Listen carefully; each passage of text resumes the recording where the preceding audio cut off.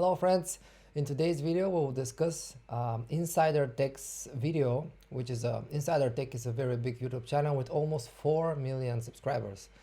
The video we're about to discuss is called Here's What Happens to Your Brain and Body When You Go Vegan, which is pretty interesting to me as I am a vegan for a few years now and I feel great about it. So I wanted to show you my perspective on that video because it has been watched by more than 1 million people. So around 1 million people have created their opinion and their worldview based on the information on that video, and that is pretty important by itself. So there are some things that I would like to discuss, but let's start, and I will discuss in movement. So here's the video. What happens to your body when you go vegan? Thinking of making the jump to a vegan diet? You're not alone. In your first few weeks, you may feel especially tired. Without meat, vegans often have a hard time getting enough vitamin B12 and iron, which helps make red blood cells and transport oxygen throughout the body. But it's nothing a supplement or handful of nuts can't fix.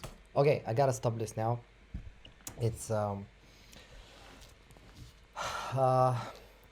in your first weeks you may feel especially tired. That's by itself is something completely wrong in most of the times, because if you do it right, if you switch to a vegan diet consciously and you know what you're doing, which is not a science fiction, which is not a rocket science, it's not supposed to be you're not supposed to be tired or not supposed to feel bad in any way. Quite the opposite. A lot of people have testified for general increase in well-being, general increased energy levels, and overall mood improvements after switching to a vegan diet. And it's just too many evidence right now for this. Without meat, I'm quoting, without meat, vegans often have a hard time getting enough vitamin B12 and iron. All right, I'm really glad that they mentioned that it's nothing that a supplement or a handful of nuts can fix.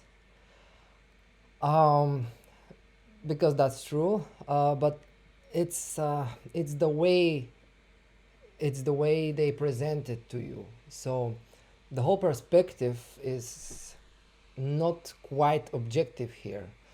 What I mean is that let's take vitamin B12.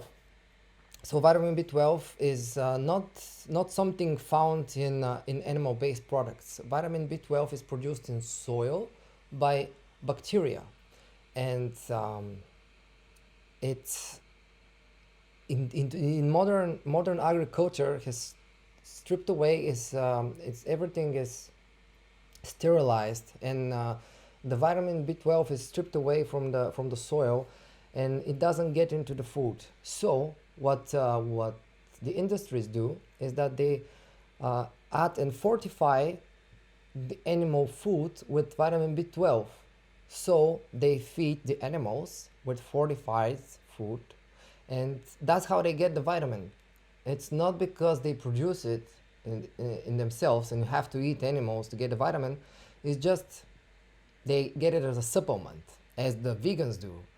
So yes, as a vegan you really should strive to take a vitamin B12 supplement every day, but that might be the case for all people on earth, because as I said, modern agriculture and modern way of the food industry works deprives the food from vitamin B12.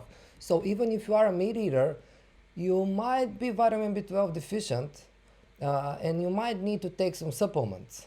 So that's not the problem of the vegans, that's a problem for all, because our food system is kind of working for profit and not for nutrition. So I guess I hope that clarifies the vitamin B12 deficiency problem. And let's check the other thing, the iron. So you might get iron deficient if you're a vegan. Not quite, again. very few people know that there are two types of iron. There's heme iron and non-heme iron. And heme iron is a very harmful substance which is really bad for your health. Let's make a quick Google search. I just typed heme iron dangers, and we can see that the first results on Google are heme iron can promote oxidative stress, leading to subsequent cell apoptosis and cell death. High doses of iron may lead to increased peroxidation of lipids, protein modification, and DNA damage. We go to the next result. Is heme iron harmful? High heme intake is associated with increased risk of several cancers, including colorectal cancer, pancreatic cancer, and lung cancer. Likewise, the evidence for increased risks of type 2 diabetes and coronary heart disease associated with high heme intake is compelling. Third result, is heme iron a carcinogen? Background, iron can cause oxidative stress and DNA damage, and heme iron can catalyze endogenous formation of N-nitrosyl compounds, which are potent carcinogens. I rest my case about the heme iron. And now is the time to tell you that the heme iron is found only in meat products. Okay? So you might find the results in the internet stating that heme iron is much easily absorbed, much more easily absorbed than non-heme iron in body, and that is true. But when you take into account that it's actual carcinogen and creates damage in the DNA, do you want that to be more easily absorbed in your body? Do you want it in your body at all? On the contrary, plant-based sources of iron are always non-heme iron. It's the good iron that you actually need and which make you healthy. So let's type in plant-based iron-rich foods in Google, and I just downloaded a photo. Here's a quick overview of top 10 high iron foods for vegetarians and vegans. As you can see, dried apricots has a very high amount of iron. Large white beans, spinach, chocolate, quinoa, white button mushrooms, squash and pumpkin seeds, acorn squash, leeks, and cashews, all really great sources of iron for vegans. So you can get iron from plants, and you can get good iron which makes you healthy. Iron in meat is a heme iron, which is a pretty bad thing for you, so you want to avoid that.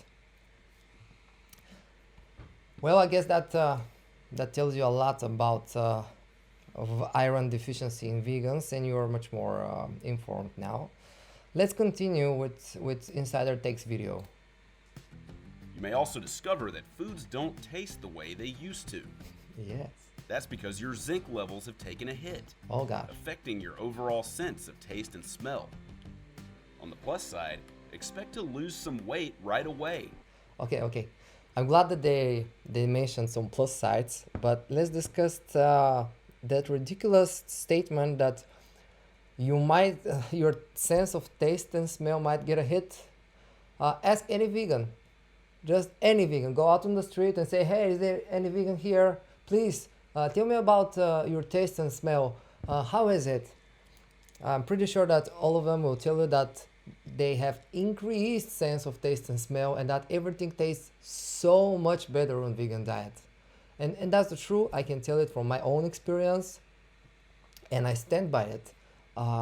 You just have to wait a few days on maximum, and you will feel the results. It's just everything smells better, everything tastes better, and it's like you've got more receptors in your mouth, and it's much more pleasurable experience to consume food. I don't really have to dig more into that, but let's discuss the falling zinc levels. So they say your sense of taste and smell is affected by lower levels of zinc. Well, zinc from plants might be a bit more difficult to absorb, but again, it's nothing that you cannot handle if you eat a good diet, balanced diet, which means when you go vegan, you don't go for rice and potatoes all day and pasta. You have to eat vegetables. You have to eat vegetables even if you're eat meater. If you want to live a healthy and prosperous life, if you want nutrition in your body, if you want vitamins and micronutrients which are essential for you, you have to eat plants. So plants are good sources of zinc as well, and I have a photo about that too. So you can see here vegan food sources of zinc are legumes, nuts and seeds, in particular lentils, chickpeas, tofu, green peas, kidney beans, pinto beans, edamame, black beans, tempeh, soy milk, hemp seeds, pumpkin seeds, sesame seeds, chia, cashews, sunflower seeds, flaxseed, peanuts, almonds, hazelnuts. Other foods are oatmeal, quinoa, brown rice, whole grain pasta, wheat germ, corn kernels, white rice, pasta, white, and white mushrooms. So we can see there are plenty of zinc sources for vegans as well, and that's not an issue too. Let's continue with the video.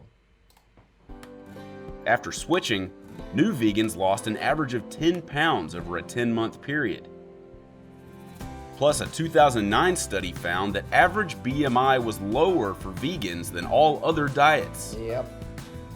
Another benefit that you may experience is a healthy decrease in cholesterol, blood pressure, and heart disease risk. No cholesterol in plant-based foods, and lots of cholesterol in animal-derived foods. So make your heart and brain a favor and just eat plants. In 1999, a study showed that vegans were 24% less likely to have clogged arteries from saturated fat and cholesterol. At least. While your arteries are better off, your bones may not be. Here we go. If you're like most Americans who get their daily calcium from dairy products, you may see a dip in calcium levels.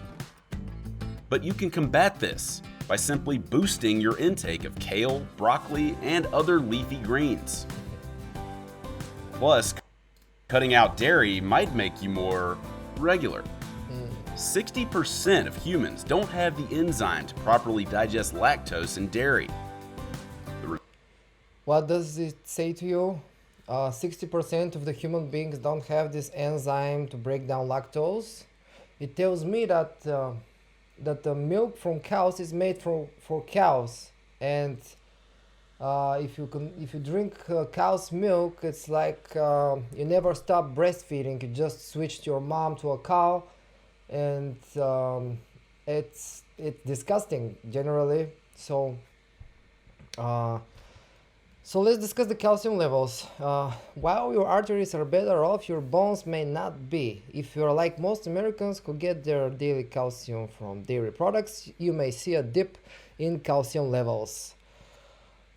Well, in regards to that, I want to show you a video of Dr. Michael Greger, which is very renowned medical professional and who's putting a lot of light into this dietary confusion which occurs in the internet.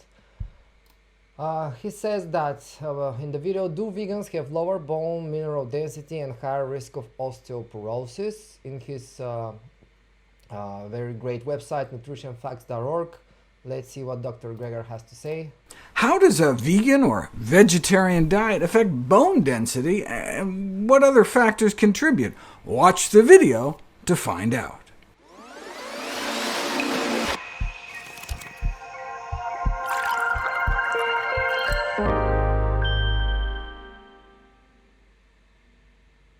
Osteoporosis is estimated to affect 200 million people worldwide. Literally meaning porous bone, osteoporosis is a disease characterized by reduced bone formation, excessive bone loss, or combination of both, leading to bone fragility and increased risk of fractures. And bone mineral density is the most robust and consistent predictor of osteoporotic fracture.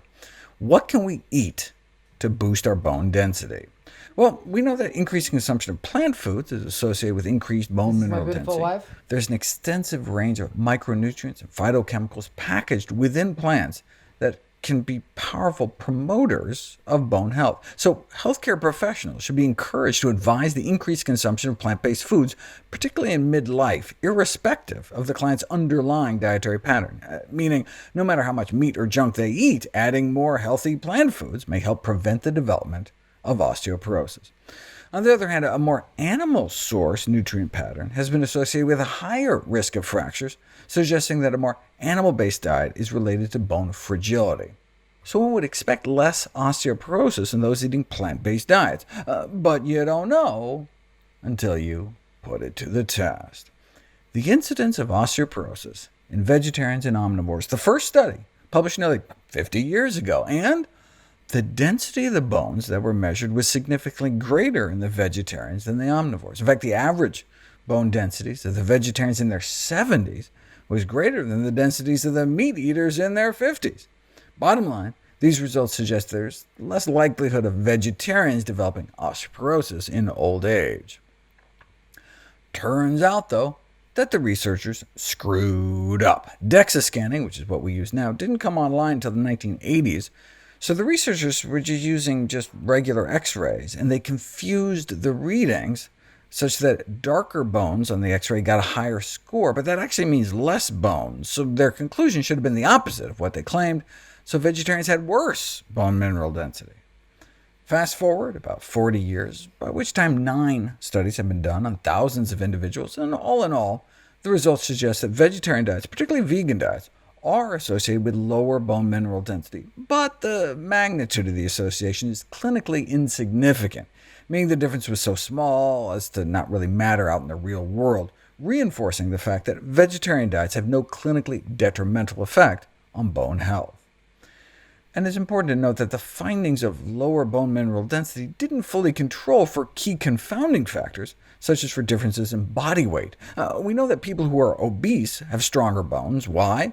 Because they're weightlifting 50 pounds all day, every day, and maybe 100 pounds. If you walked around with a 100-pound backpack every day, your bones would grow stronger too. That's how you build strong bones, weight-bearing exercise. So people who weigh more have denser bones. And vegetarians, and especially vegans, have such low rates of obesity that no wonder, on average, they would have lower bone density. The researchers didn't take weight into account, but if the difference they found isn't even clinically significant, who cares? As of 2009, the answer to the question, is vegetarianism a serious risk factor for osteoporotic fracture? The answer was no, vegetarianism is not a serious risk factor. By 2018, the latest meta-analysis on veganism, vegetarianism, and bone mineral density, we were up to 20 studies involving tens of thousands of participants, and again, lower bone mineral density was found in studies of vegetarians and vegans compared to meat eaters. The researchers conclude that vegetarian and vegan diets need to be appropriately planned to preserve their bones. But wait, did they account for the obesity thing? No, they did not. They just used what are called crude risk ratios, meaning no adjustments for confounding factors like weight. So they didn't control for things like age, smoking, obesity, exercise, and so the results are really uninterpretable. But no one had gone through the trouble of going back through all those studies and making the proper adjustments until now. The title gives it away. Differences in bone mineral density between vegetarians and non-vegetarians become marginal when accounting for differences in body size factors. Yes, bone mineral density values were significantly lower among vegetarians than among non-vegetarians, just like is the case with nearly every study on bone mineral density and excess body weight. But forget clinical significance, these differences even lost statistical significance upon adjustment for body size factors, suggesting that lower bone mass among vegetarians is in larger parts explained by their lower BMI and waist circumference. Thus, it's not so much the composition of the diets of vegetarians and vegans as much as it is the fact that they become so much slimmer. Now, a small but statistically significant difference remained for total lower spine density, a difference of 0.03. This was dismissed as having little clinical relevance, but is that true? If you look at the reproducibility of bone mineral density measurements in daily medical practice, you can see how if you repeat tests back-to-back, there's some scatter in the measurements, and so a significant difference really has to be more than the inherent variation. And indeed, Expressed as the smallest detected difference, you really need a bone mineral density disparity of at least 0.05 at the spine before it can be considered a significant change, and so indeed there does appear to be little clinical relevance. However, even if vegetarians and vegans basically have the same bone density at the same weight, everyone who is skinny is at risk. Low BMI is a risk factor for fracture, so all persons in a low body weight category consuming any kind of diet should be monitored for osteoporosis. Well, I don't have much more to say about that topic.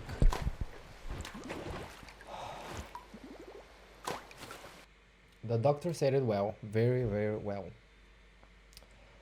And yeah, let's finish the video, wrap it up. Result is cramping, bloating, and even diarrhea. Swapping dairy with high-fiber veggies will make bathroom trips a lot more productive. Like any diet, veganism has its pros and cons. Be sure to research and see which diet is best for you. Yes, do your research and see which diet is best for you, and do your research very well, because it really matters what you eat. I want to mention about I want to discuss the the more regular going to the bathroom that they mentioned. It is true, because the high fiber intake will make you more regular, and the fibers are actually the one thing. If there's one thing I can recommend to people for better eating habits, it's to increase their fiber intake. People are not eating enough fiber, and increasing the levels of fiber will increase your health overall in so many ways you will not believe it. You might experience for a week or two some adjustments to your belly, like you might feel more gases, or you might not, but you should know that this will fade away in just a few days, in just 1 week or two, and then you will feel so much better, because the increased fiber means better gut biome, because the fibers are the food for your bacteria in your stomach. You're comprised of 1 trillion cells, and there are 10 trillion cells living in your gut, which are very, very, very connected to your health. So you want to take care and grow your good bacteria. Let's see at the comment section in the video, what do people say. I'm vegan, and I wasn't tired at all when I began the transition to a vegan diet. I felt immediately better during the first 48 hours, in fact. I'm 18, and after watching a documentary on Netflix, it just broke me apart. I've always wanted to be vegan since I was 14, and now I'm going to make the change as an adult because my parents can't stop me now. I went vegetarian a while back for a couple months. My goal was to go vegan, and noticed that I felt a lot better. I didn't feel tired throughout the day. I had more energy than I did when I ate meat. My skin improved. I didn't get pimples. My headaches decreased. Oh my god, when I ate, I never felt sluggish when I was done. When I ate meat, I would most of the time feel sick and even felt like I had to throw up. Cutting meat out was one of the best things that happened to me. Unfortunately, I did start back eating meat, but the good news is that I'm trying to go vegan this time. So this fella has some inner contradictions going on, but I'm sure he went vegan. It was 1 year ago. So all these testimonials, and let's turn the lights on. And my personal experience, again, it's much better. You should just have to give it a try, and you will see that it's not something scary. It's very easy to give up all these bad foods for you. You feel much more energy. You feel much lighter. You feel a better person. And plus, you're not killing the planet. You're not killing any innocent beings, and you're doing yourself a favor, becoming a stronger and more fulfilled person. Just go vegan.